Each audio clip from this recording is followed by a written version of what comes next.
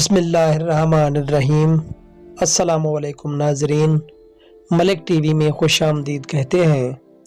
آئیے چلتے ہیں آج کی سبق آموز کہانی کی طرف۔ 9 بہنوں میں سے تیسرے نمبر کی لڑکی بڑی بہو کی حیثیت سے بیاہ کر ایک دور دراز کے علاقے میں واقع اپنے سسرال پہنچی۔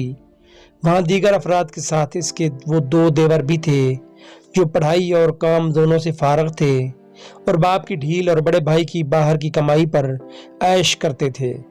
اب لڑکی نے سسرال والوں کے دل جیتنے اور ان کی نظروں میں اپنا مقام بنانے کے لیے اپنی جان لڑا دی۔ اپنے ایک بنیادی حق سے محروم ہونے کے باوجود شوہر پردیس میں اپنا خون پسینہ ایک کر رہا تھا اور یہ ہے یہاں سسرال والوں کے دل میں اپنے گھر کرنے کے لیے اپنے دن رات ایک کیے ہوئے تھی۔ پھر اس کی یہ قربانیاں رائے گاہ نہیں گئیں۔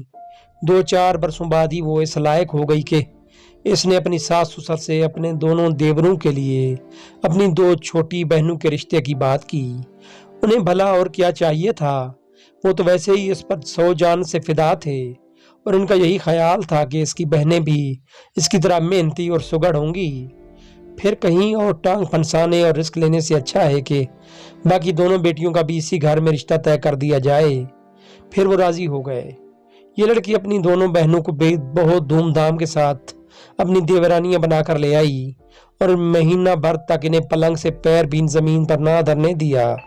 اگرچہ خود اس کے چھوٹے چھوٹے بچے تھے۔ پھر کھیر پکائی کی رسم انجام پائی۔ دعوتیں ضیافتیں بھی اپنے اختتام کو پہنچیں، مگر 9 بیاہتا جوڑوں کا ہنی مون بدستور جاری تھا۔ دن چڑھے تک اور چھٹی والے روز 12 بجے تک ان کے کمروں کے دروازے کھلتے نہیں تھے۔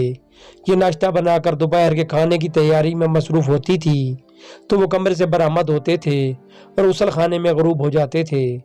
شخص کا خیال تھا کہ یہ بہنوں کا معاملہ ہے، وہ خود ہی مینج کر لیں گی، مگر بڑی بہن اس معاملے میں بالکل ہی مٹی کا مدعو نکلی۔ چھوٹی بہن کو گھر کے نظام کا حصہ بنانے اور انہیں عملی زندگی میں ساتھ لے کر چلنے کی بجائے انہیں ان کے حال پر چھوڑ دیا۔ پیچھے سے بھی کوئی تربیت نہیں ہوئی تھی، یا بڑی بہن ان کی اصلاح کرنے کی بجائے ان کی ڈھال بن گئی۔ بالکل اسی طرح دونوں دیور بھی گھر کی ذمہ داریوں میں حصہ ڈالنے اور بڑے بھائی کا بوجھ بانٹنے کے موڈ میں نظر نہیں آتے تھے اور ٹھاٹ باٹ ان کے پورے تھے اور باپ حسب معمول اس ساری صورتحال سے انجان بنا ہوا تھا۔ بڑا بیٹا اور بہو جیسے کچھ ستیلے تھے اور سارے فرض انہی کے تھے، باقی لوگ صرف مفت کی روٹیاں اور چارپائی توڑنے کے لیے تھے۔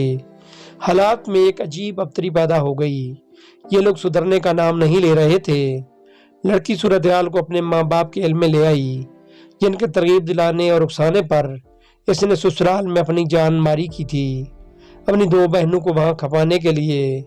پھر ماں باپ نے انہیں خاصی لعن طعن کی تو بس مارے باندھے جیسے تیسے گزارے ہونے لگا، مگر ماحول میں خاصا تناؤ رہنے لگا۔ پھر بڑا بھائی جو چھوٹے بھائیوں کی شادی کے بعد واپس لوٹ گیا تھا، چھٹی پر گھر آیا تو ان کے رنگ ڈنگ دیکھ کر دنگ رہ گیا۔ وہ اب بال بچے دار ہو چکے تھے، مگر گھر کی ذمہ داریوں میں ان کا کوئی کردار نہیں تھا۔ بڑے بھائی بھابھی کو قربانی کا بکرا بنا رکھا تھا۔ پھر ماں باپ کی سری غفلت اور خود غرضی نے بھی اسے بہت کچھ سوچنے پر مجبور کر دیا تھا۔ اس نے اپنی بیوی کا کچن اور پورشن علیحدہ کرنے کا مطالبہ کر دیا۔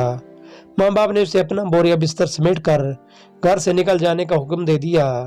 وہ گھر جس پر اس نے اپنی جوانی کے سارے سنہرے قیمتی سال قربان کر دیے تھے، خود اپنے لیے کچھ ہی نہیں کر سکا اور اسی دوران اسے ایک ہلکا ہارٹ اٹیک بھی آ چکا تھا۔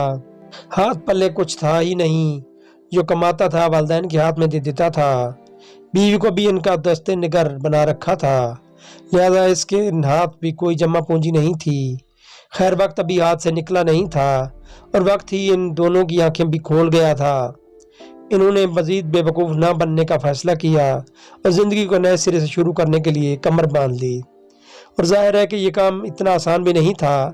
زندگی کئی برس محنت مشقت کرتے ہوئے گزار دینے کے بعد خالی ہاتھ پھر 0 پوائنٹ سے سٹارٹ لیا۔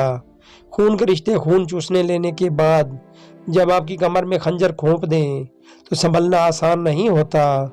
پاکستان کے متوسط و نیم متوسط طبقے سے تعلق رکھنے والے 90% گھرانوں کی یہی کہانی ہے کہ جب کوئی نوجوان، زیادہ تر گھر کا بڑا بیٹا، اپنے حالات کو سدھارنے کے لیے تیار غیر کو سدھارتا ہے تو انصاف اور خدا کا خوف اس بچے کے ساتھ ہی رخصت ہو جاتا ہے۔